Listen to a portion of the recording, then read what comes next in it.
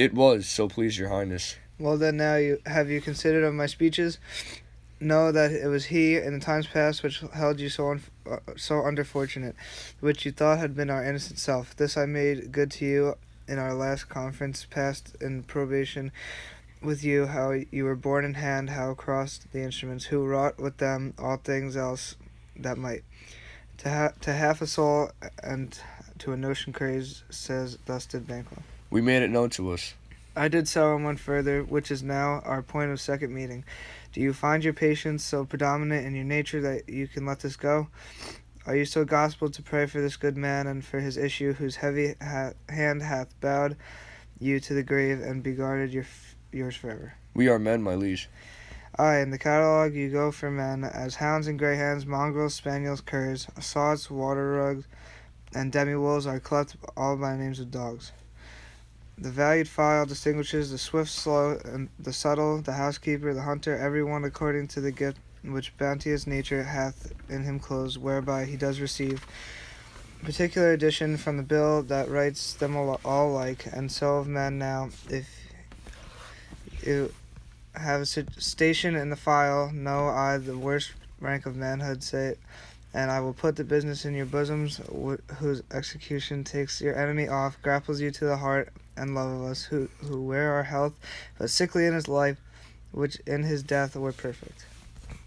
I am one, my liege, whom the vile blows and buffets of the world hath so incensed that I am reckless what I do to spite the world.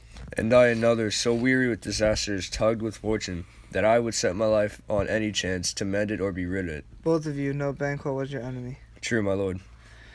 So is he mine, and in such bloody distance that every minute of his being thrust against my nearest of life, and thought I could with barefaced power sweep him from my sight, and bid my will avouch it, yet I must not, for certain friends that are both his and mine, for whose loves I may not drop, but wail his fall, who I myself struck down, and thence it is that I to your assistance do make love, masking the business from the common eye for sundry weighty reason. We shall, my lord, perform what you command us. Though our lives. Your spirits shine through you. Within this hour at most, I will advise you where to plant yourselves, acquaint you with the perfect spy all the time. The moment on for must be done tonight, and something from the palace. Always thought that I require a clearness, and with him to leave no rubs or botches in the work. Fleance's son, that keeps him company, whose absence is no less material to me than his father's, must embrace the fate of that dark hour. Resolve yourselves apart. I'll come upon you anon. We are resolved, my lord. I'll call upon you straight. Abide within. It is concluded, Banquo, thy soul's flight, if it find heaven, must find it out tonight. But who did bid thee join with us? Macbeth. He needs not our mistrust, since he delivers our offices and what we have to do to the direction just. Then stand with us. The west yet glimmers with some streaks of day. Now spurs the lated traveler apace to gain the timely inn, and near approaches the subject of our watch. Hark, I hear horses. Give us light there, ho. Then 'tis he, the rest that are within the note of expectation. Already are I court. The horses go about. Almost a mile, but he does usually. From hence to the palace gate, make it their walk. A light, a light. 'Tis he. Stand to't. It will be rain tonight.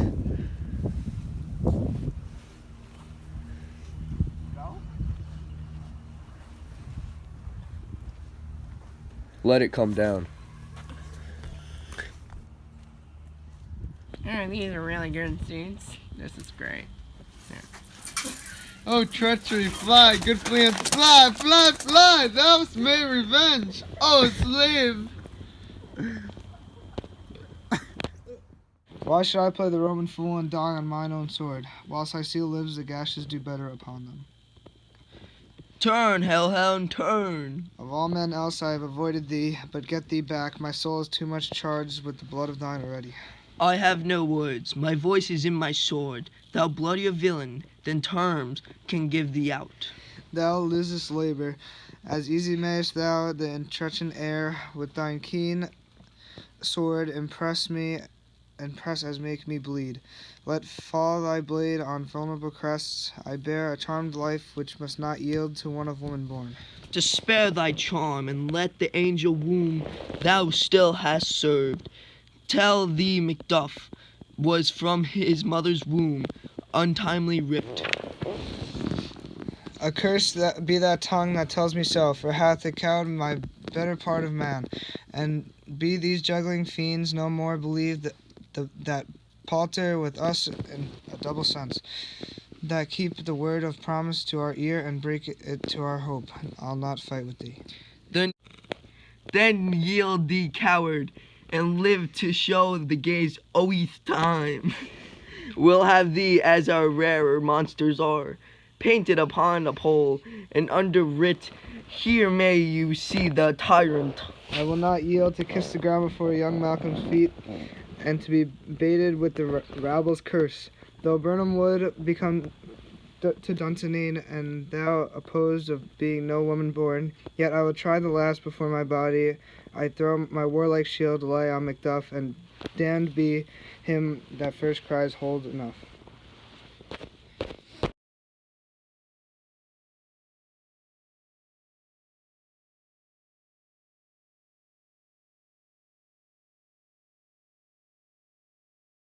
Hail, king, for so thou art. Behold where stands the usurp's cursed head. The time is free. I see the compassed with my kingdom's pearl, that speak my salutation in their minds, whose voices I desire aloud with mine. Hail, King of Scotland. Hail, King of Scotland. We shall not spend a large expense of time before we reckon with your several loves, and make us even with you, my thanes and kinsmen. Henceforth be earls, the first that ever Scotland in such an honor named. What's more to do, which would be planted newly with the time, as calling home our exiled friends abroad, that flood the snares of watchful tyranny, producing forth the cruel ministers of this dead butcher and his fiend-like queen, who, as 'tis thought, by self and violent hands took off her life. This, and what needful else that calls upon us by the grace of grace, we will perform and measure, time and place. So thanks to all once and each one whom we invite to see us crowned at Scone.